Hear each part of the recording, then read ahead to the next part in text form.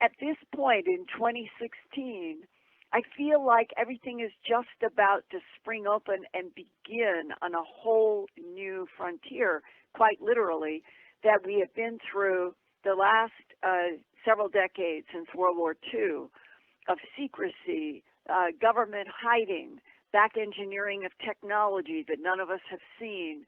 And something is happening in 2016 as if there is a pivot in the timeline. Everybody is feeling it. There's more and more whistleblowers that are coming to me and to others in the year when this government and other governments may finally announce to the entire planet that we're not alone in this universe. And that is thrilling to me. That much is thrilling. Who are they to tell us, our government, what's better for us or what we could know or what we shouldn't know? And as you mentioned, people coming out now with stories of their participation in government, uh, all these government projects, for instance, that they were reverse engineering, as we know from Bob Lazar almost 30 years ago, closer to 28 years ago at this point. There's been so much more rather than just the Bob Lazar case in the 90s that we talked about, that we have in the last few years. And we were all taught that there was no planets outside of our solar system. Yet every single day they're finding new planets. Everybody who is 21 or 22 at this point, or younger, or absolutely young, 22 or younger, has been born after they had found the first extraterrestrial planet and after they found the first possible Goldilocks planet, which I think changes the perception of everyone, Linda.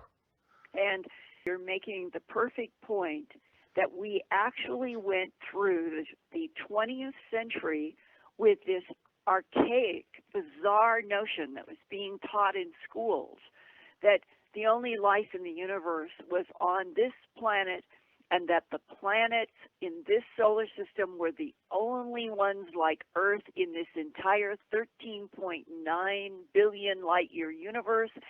To think that academics for centuries have accepted these ideas is almost incomprehensible, and that as we've moved into the 21st century and at year 16 in this 21st century, it is beginning to feel like so many old ideas are being broken open socially, politically, scientifically, psychologically, and that's why I feel exhilarated. I have always honored the truth, the pressure of fact, more than anything else.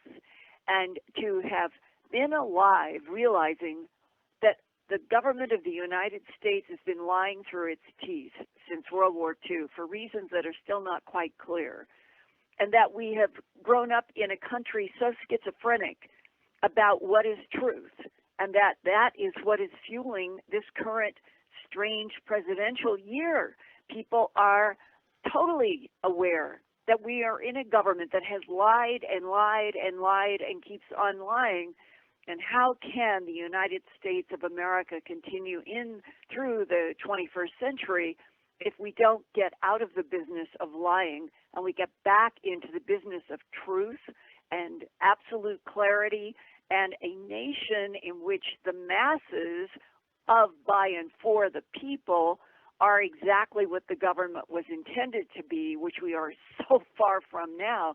And that part of this whole huge underbelly of all the government lies and the disrespect that everybody feels now goes right to the heart of suppressing and lying about other life forms and alien presence on this planet, throughout this solar system, throughout the universe. And the more I think about it, the more it is like a Dr. Strangelove Voltairean satire. How could the people on this planet have been kept for so long under the control of a handful of people who had power, and the power was derivative from, and that's the question mark, derivative only from gold on Earth, or derivative from some link to the alien presence on this planet? And are we finally in the 21st century going to go through some kind of a liberation, an actual liberation from all of the lies? One thing that bothered me so much specifically about this country versus anywhere else in the world, when this topic comes up of intelligent life from other planets, other solar systems, possibly even other galaxies, that obviously to other countries, they take it seriously, they've been taking it seriously, or they just didn't quite believe as much as some of the hardcore believers here did 20, 30, 50 years ago. But they never instituted the ridicule system that America had. And one thing that I've seen that's been great change is every documentary I've watched from the early 80s throughout the 80s, throughout the 90s, and it was about mid 2000s when I first watched the Ancient Aliens 2-hour special, right? And in that, of course, there were skeptics in there. There was this professor, a PhD with a mohawk who was mocking this issue. But then that show turned into a series. All of a sudden, on every mainstream network, there seemed to be a show covering classic stories such as Roswell to the Socorro, New Mexico incident, to everything else out there without having to share time with skeptics. There used to be 1 minute for the person, a witness, and 1 minute for a skeptic. Now we are just finally able to break through that, which to me was a huge change.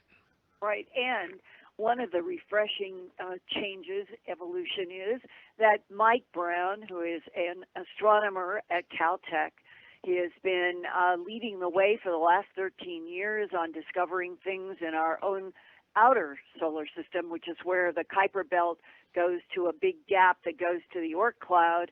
And the Oort cloud goes out there at least 1,000, 1,500 astronomical units. It's a long, long way.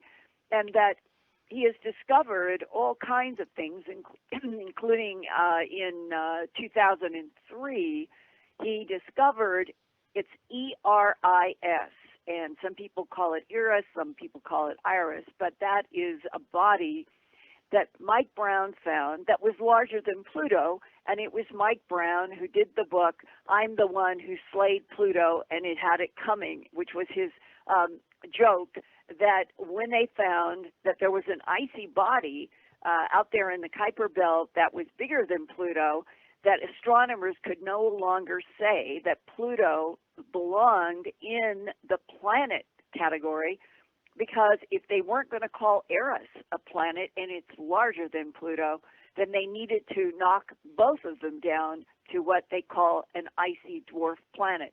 That's been that revolution about Pluto.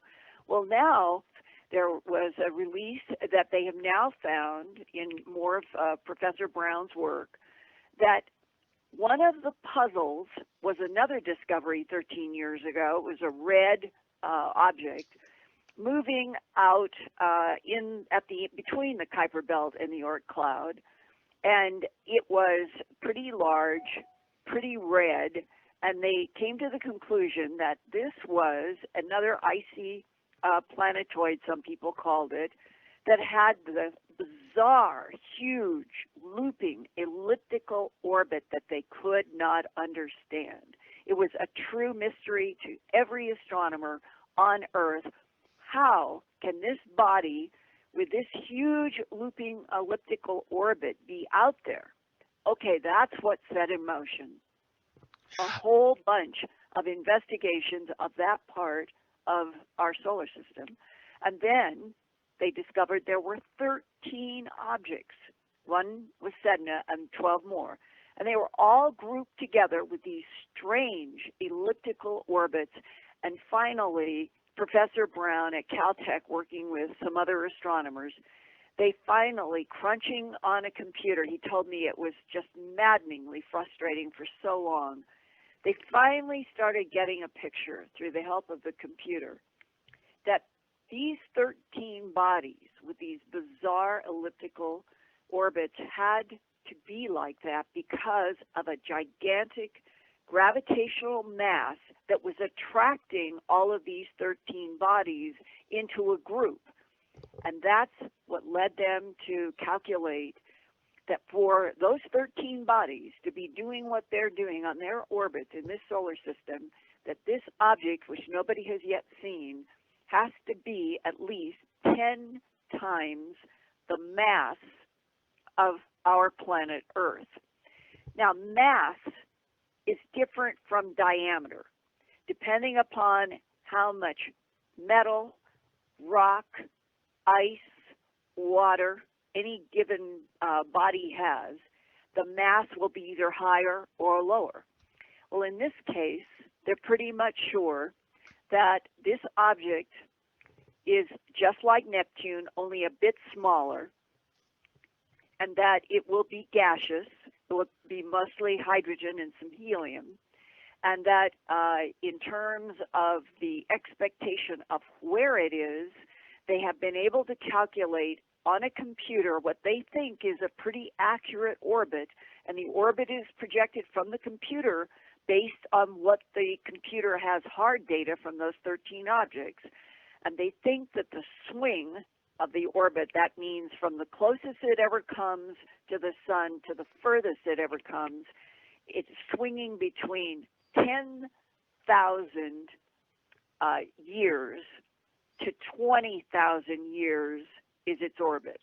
So that the closest approach would be more than 3 times the so-called controversy that Zecharia Sitchin had proposed back in the late 70s of there being a Nibiru planet that orbited in our solar system every 3,600 years, carrying Anunnaki on it, and that every time something is found in our solar system, everybody says, is this Nibiru? And this cannot be, because if the 3,600 number were correct from the cuneiform that Sitchin said that he was translating from the original ceramic plates in Mesopotamia and went into his books, the truth is, because I've sure interviewed a lot of astronomers about this, there is not a single object known anywhere in this big, vast, huge solar system that goes all the way out the half a light year to the edge of the Oort cloud. There's nothing that has a 3,600-year orbit that has been able to be calculated, or that there's any evidence on the Earth of anything that cycles like that. So now, so people will understand this new Planet 9, because of its size, that's why it's being called a planet, and that it is 7 times further from the sun than the Neptune is from the sun. It's way out in the far, far reaches in the middle, what's called the mid-Oort cloud, and that the orbit, this big, long, looping orbit that on the computer graphics is completely opposite of Sedna and those 12 other bodies, that it would take this big Neptunian planet between 10,000 and 20,000 years to complete an orbit around the sun, but it never, stress this, it will never, ever come through our solar system. The closest it will ever get is out way, way, way far beyond Sedna and Pluto. One thing, this might be a little bit deviating, and of course I want you to bring it back. This is one thing that's always confused me, and it doesn't make sense. We live in a three-dimensional world. Obviously, planets are round. Why does it, all the portrayals and even the astronomers I've had are astrophysicists. I remember we had one from Harvard, actually the director of astrophysics at Harvard, and talking about, the solar system, the Milky Way. Why would they be in a flat orbit as opposed to a three-dimensional? Do you know what I'm saying? Like, for instance, if we have Well, the they sun. are three-dimensional. My God, we have things in this. Pluto. Pluto is on a bizarre orbit that goes way, way off of the flat plane, so-called flat plane. If you look at the graphics of the 13 objects, they're flying all over the place, but they're all in one section. That's the thing. Gravitationally, the only thing that would make sense, when you've got a big, massive body, what does it do? It increases gravitational attraction to anything that is around it. That's mathematically, when you look at the beautiful, it is a graphic that was produced at Caltech, and it's based on the actual computer projection of the real orbits of the 13 objects and the projected orbit of Planet 9. And when you look at those and you see, no wonder the astronomers were so confused 13 years ago. They had Eris, then they had Sedna, and then they started finding all these other bodies, but they are going flaring off into these strange, bizarre elliptical orbits, quite different from the flat plane of the rest of the solar system. You make such an important point, and for those people out there who aren't quite understanding the physics of this, obviously the larger the mass of a planet, regardless of what it's made of, like for instance Jupiter, its mass has the ability with the gravity to attract so much. That's why there's so many moons surrounding that planet. And well, there's only 4 around Jupiter. There are several dozen. I think it's way over 30 now around Saturn. That's what. Okay, so that was the one that had Jupiter. an enormous. Yeah, it's Jupiter that has the 4 moons, one of which, Io, is constantly having volcanic eruptions. They never stop on Io because of the dynamic force between the massive Jupiter and the moons themselves. If you think about this, that Jupiter has so much gravitational attraction because of its large mass, that it basically is agitating those 4 moons that orbit it all of the time. Those 4 moons are never without agitation by gravitational pull. And that's why Io is, I believe, is the closest, and it's in a constant state of agitation, always belching lava. The other 3 moons are bigger and in different orbits, and they are quite interesting. Ganymede and some of the others, there's even contemplation that they may have water, and like we know Enceladus does around Saturn. In fact, Enceladus is the moon around Saturn that they have discovered that at the bottom of a 30-mile deep water, they know it's water and ice, that there is 194-degree Fahrenheit heat from what has to be radioactive matter inside of that moon that keeps it that hot. And that means that as far away as it is from the sun, orbiting Saturn, that the water heated by the radioactive material from the core at 194 degrees all the way up to the surface, that the likelihood that we will find some form of life there is high. This is coming from astronomers. And that's why one scientist said to me, I think we are getting close to the announcement that everybody needs to know that we're not alone in this universe, and that it doesn't matter if it's going to be microbes on Mars or swimming creatures on Enceladus. That's the why that quote.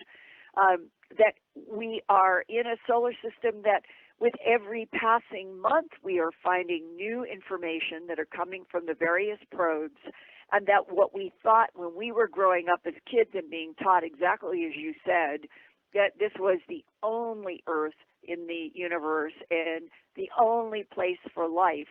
Clearly there's water all over the place throughout this solar system, and where there's warm water, which is being heated on Enceladus, warmth plus water on Earth automatically means life here.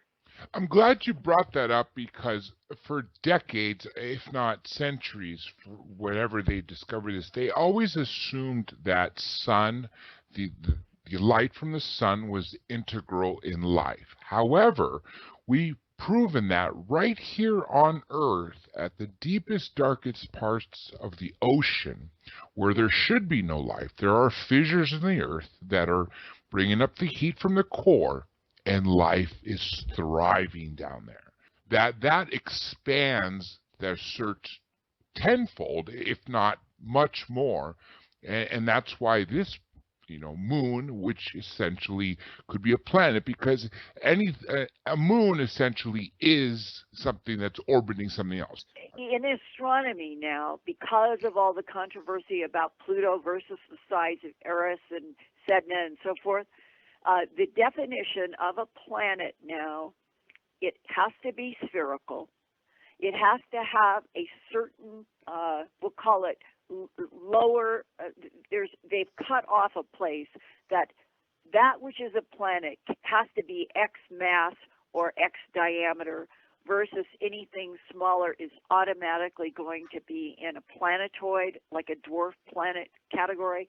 So right now, the size of Planet 9 is so big, it automatically is a planet. Eris, however, which is larger than Pluto, is not meeting the mass size or the diameter size that has now been accepted as the definition of a planet. So there has been more organization within astronomy just because of the discovery of these icy planetoids out beyond Pluto, the change of Pluto, the controversy, the fact that this planet really did care about Pluto being the ninth planet, and how dare you astronomers demote it. But there has to be some kind of discipline in science. And if the size of Pluto ends up being smaller than several pure ice bodies in the Kuiper Belt you can see, they had to do something. They had to organize this in a way that a planet meets this criteria and everything else is in a different criteria. So that's what's happened. And this obviously goes to show how much has changed in just the last couple decades, and specifically even the last few years. Yes, compared to 500 years of telescopes and looking into the stars, and even if you go back to the ancient times, and the Egyptians building things according to how the Sirius star system or Orion star system. The point being is, obviously we've discovered so much more now, and this begged this question to one. It bothers me to wonder if the government has known about all this and has let us find it out for ourselves, because we know that they've been hiding craft. We know they've been hiding people, intelligent life, dead bodies, even living bodies are, are throughout the world in bases. Yet, and we hear stories from people who have worked from the underground projects that we have technology, as such as Ben Rich, who told in 1976 to Jan Harzan and other engineering students that we have the technology to take ET home. So I'm wondering, how much did the government really know, or whoever's in charge? Because sometimes I'm wondering, I don't know if it's the government anymore. I'm starting to think it might be the private corporations who don't have to answer to anybody. And what is buried inside of those private corporations. And if, in fact, there has been an alien presence on planet Earth for 270 million years, as I was told by a man who retired from the DIA, and that number shocked me. He said that the government has proof. I don't know the proof. I have some ideas about it, but 270 million years puts in perspective the idea that only 2 million years ago was the first standing up primate on this planet in Africa that we call Lucy. and that from Lucy, there were genetic manipulations that started producing various models of standing up primates. And 2 million years later, from Africa to Europe and going through several types, and Neanderthalensis being the one previous to Cro-Magnon, Homo sapiens sapien, which is us, that the Neanderthalensis life form didn't know that it was going to be replaced by Cro-Magnon, Homo sapiens sapien, and neither did any of the others. So the standing up primates, this is important, underscore this, the standing up primates in evolution have never had control over what was happening to them, not ever. The DIA guy said that they know that the extraterrestrials, and that there's supposed to be a competition among at least 3 groups out there. What exactly they compete over is, to me, a big question. But assuming that's true, at least 1, maybe 2, or maybe all 3 have been mixing and matching genes on planet Earth to create all kinds of life form, including the dinosaurs. And that means that the alien presence, not broken down into the details of precisely what it is and what its agendas are, but at least saying an alien presence is what has been in charge of planet Earth. And if it's been in charge of planet Earth for 270 million years, competing factions, humans have been manipulated from the moment that Lucy took breath. And that means to me that we are still being monitored and manipulated today. But I don't feel fear about it. I feel an exhilaration of finally feeling that we are starting to get glimmers of truth about where we came from, why there is such a disconnect between humanity and this earth, why there is not more identity to the earth and all life as something to be cherished as opposed to things that should be killed to eat or use. There is some strange separation between current humanity and feeling some sort of intimate resonance with all life. That's missing. That is missing from the current brand of humanity. Why is that? Were we this model, were we made to be violent for some reason we do not know? If you put all that together and you say that there is a spiritual force and it is real and it is vital and it may have arguments about what life forms are doing with other life forms, and that there may be a problem with so much cloning and hybridization, that we are in a universe that maybe cyclically it adjusts where things are going wrong. This planet right now, how could things seem to be so precarious as they are now? They just moved the atomic clock, or the midnight doomsday, they call it the doomsday clock. Mm-hmm. They just moved it to 3 minutes before midnight, which is supposed to be the apocalyptic end of everything. It has not been at 3 minutes before midnight for decades. Everybody knows it's precarious. Everything feels precarious. Everybody wonders if some fool is going to launch a nuke. But in this kind of agitation, I think it is also, the vibration feels like this could all go much more positive, not negative. And that is, maybe that's the bottom line challenge for Homo sapiens sapien. Would they get to the brink with their violence and pull back and start adjusting what they're doing that is causing the planet to artificially warm? Would they pull back from unleashing nuclear missiles that would destroy almost everything?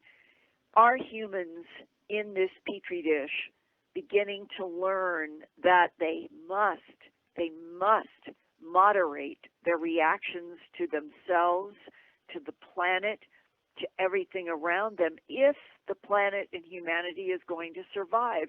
And at a soul level, that reincarnation is the machinery of this universe, that the recycling of souls in and out of containers is the whole bottom line game, that it is what the divine field set in motion to grow, educate, and evolve souls, then we keep doing this, that the souls keep doing this, until finally the souls reject out of hand violence and domination of other life forms. There's a few things I want to say. First of all, when you were at Kirtland Air Force Base and you read that briefing, one of the statements that you said that every time I think about it, really, it shakes me to the core, but then obviously you get used to it and then you start thinking about the implications was when you read in that briefing statement that said that, correct me if the phrase is wrong, but it's all questions about human evolution have been answered. Yeah, all questions and mysteries about the evolution of Homo sapien, and the Latin words were used, Homo sapien, on this planet have been answered, and this project is closed. And in the paper that I was given to read, that project was Project Garnet, Garnet, all caps. And now, also going back to about the nuclear weapons, we have North Korea, the rogue nation, doing another test yet again, and we know now they're a nuclear country, and they're testing long-range missiles. And then you have all these wars that are going on, and the sad part is 2,000 years ago, go back even further to the Spartans. That is upfront bloodshed that would, destroy the psyche of any human, of any moral human. But now you stick an 18-year-old kid fresh out of boot camp in the Nellis Air Force Base in a little tiny bunker with a computer screen, which essentially is like a video game for them. And they're flying these drones across the world, taking off from Diego Garcia and literally bombing and killing people at a rate that is just unbelievable. And the disconnect that these youngsters have is, I think, doing nothing but harm, because they don't realize, they don't see up front and close what they're doing, that each of those numbers that is, as their colonels or higher brass calls them, or targets, have lives. They have, families. They have brothers and sisters and mothers and, children and fathers, and we wipe them out like that, like they were nothing. And I think that is something that needs to change. One other thing I want to say, two things actually, is I'm sure you heard of Bob Lazar saying we've had 63 external corrections. And Dr. Roger Leir, before he passed away, bless his heart and his soul, he was an amazing man, as you know, he was believing to think that we are now undergoing the 64th correction to sort of get rid of that part of the brain that has that primal warfare instinct, because you have all these human-looking extraterrestrials that come to Earth, and they're peace and loving and all this, which also shows another thing. If they are truly Homo sapiens with the same DNA as us, then they were able to evolve to be better than the way we are. I understand what you're asking, and I think that aren't we now at that philosophical conundrum? We're on a planet in which the priority in every direction that we look, from television to chat rooms to instant images, the emphasis is on the body and what the body wears and does. Where do you see any kind of global oneness about what the soul is there's something so odd that death is when the animating force leaves the body, and that what leaves the body has been defined by Egyptians, Greeks, and ancient ideas for a very long time. At the moment of death, what leaves the body is the soul. So to me, the soul is the most important part of every single human. And if there are non-humans that are masquerading as human bodies, containers on Earth now, which I am convinced that is occurring, are there human containers among us, around us, that do not have any souls? Okay, I'm just putting that out as a rhetorical question for a second. Let it hang in the air. Or are we in a cosmos in which there is no such thing as a container that comes alive, whether it's a hybrid, whether it's a clone, whether it is naturally evolving life from some soup? Is the machinery of the universe that anything that becomes alive with consciousness must automatically have a soul? Let that hang out there, along with some things may not have a soul. The thing that I think has impressed me out of everything I've ever been exposed to in the human abduction syndrome, and in a lot of discussions with Whitley Strieber about this, if the soul is really the whole end game of everything at the biggest box level, a divine field that created the matter world, that's the level at which I think of the divine field. It's not matter. It doesn't have entropy. It is alpha to omega. But the matter worlds, no matter how many universes, no matter how many parallel universes, it would all have been created by the divine field as an act, perhaps, of like creating a gigantic school for what? Taking bits of itself and extending them out into matter that we would call souls, to see over an infinite period of time, would the infinite number of soul bits going in and out of all of these container consciousnesses throughout all of the endless times, eons of the matter worlds, on their own, would those bits choose to go back to the divine field versus staying in matter worlds? If something like that is occurring, then consciousness that evolves and gets higher automatically has to become less interested in the body container and far more interested in what is happening at the soul level. And maybe out of all of this, that when you look at this planet of 7.2 billion, maybe only 1,000 are going to go to the moment of death, and their souls are going to go to another dimension that will be beyond this matter world and matter universe, because they're going to go into another dimension where they will never have that schizophrenia again. There will never be any confusion at the next level that the soul is what it's all about, and that is a whole different training ground.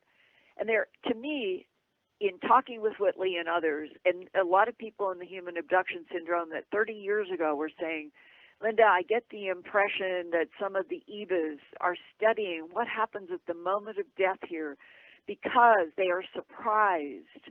That this is an interesting statement. The non-humans are surprised at the soul that is now in the current crop of Cro-Magnon Homo sapien sapien, that the human soul at the moment of death is going to a dimension that they, the ETs, cannot go.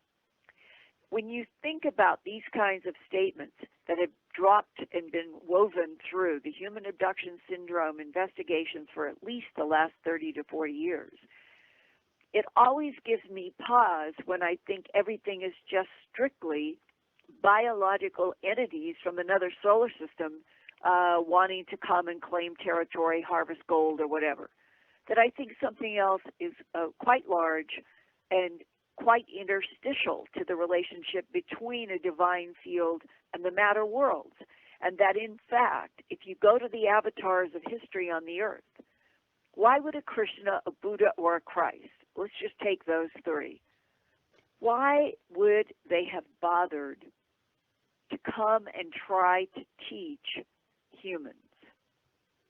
Their perspective seemed to be of a completely different level than tribal warfare among Homo sapiens sapiens.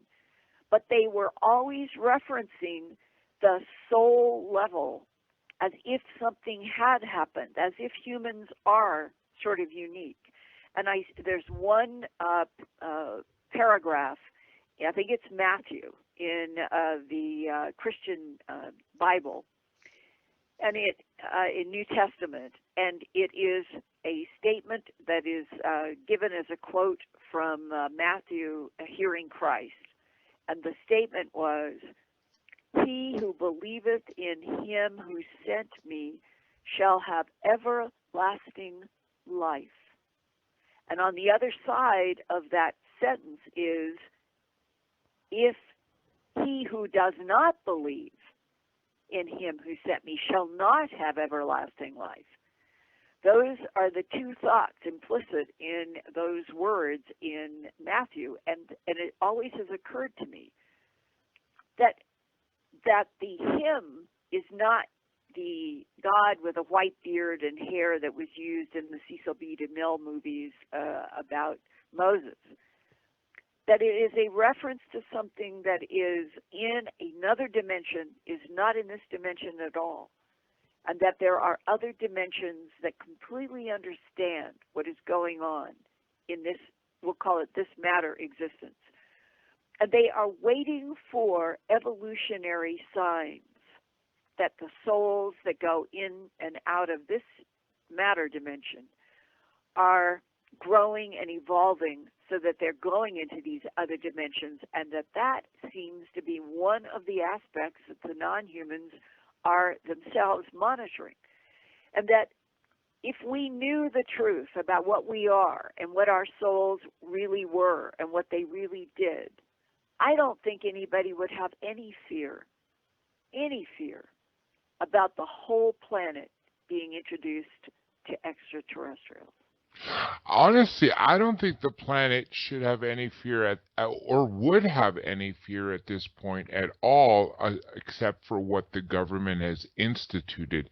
Let me just say two quick things for you, because we're running out of time. We got about little over 10 minutes. 2 minutes. Okay. 3 minutes. Yeah, and so what I wanted to say is a lot of people, Dr. Jacobs, of course, Yvonne Smith, and then the actual people who've been taken, Whitley Strieber, Jim Sparks, they all talk about the fact that when they're taken, that the smaller grays that they deal with, there's so many species out there, are essentially soulless. They're like bio-robots. And then when they get out, they're androids. They're that were made to do work for the prime intelligence.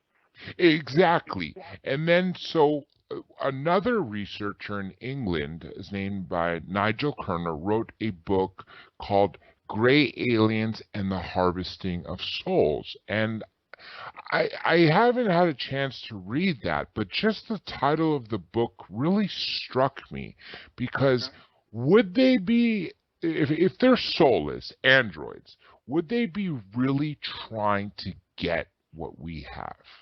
Well, that is the first discussion that I had with Whitley Strieber back at the year that he was still working on Communion.